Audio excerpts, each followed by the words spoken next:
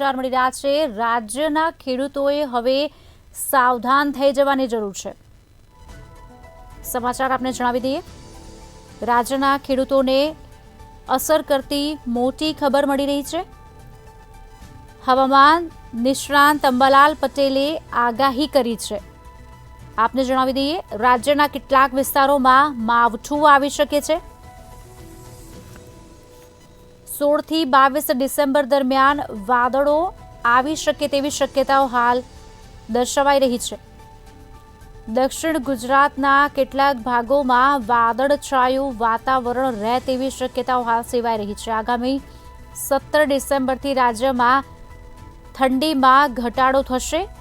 17 December બાદ રાજ્યમાં તાપમાનમાં વધારો થઈ શકે છે।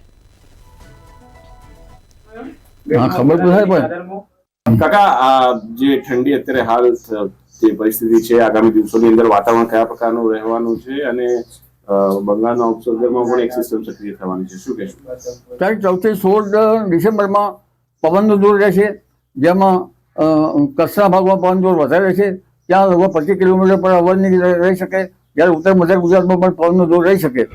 પરંતુ બંગાળ ઉપસાગરમાં તારીખ 12 થી 14માં વરસાદની શક્યતા છે, કારણ કે તેમાં એક લો પ્રેશર બને છે।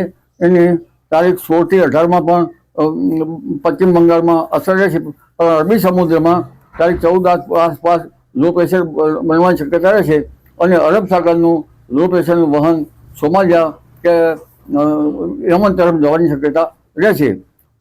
એટલે હમણાં ઠંડી જે છે એ સવારના ભાગમાં રહેવાની શક્યતા રહેશે।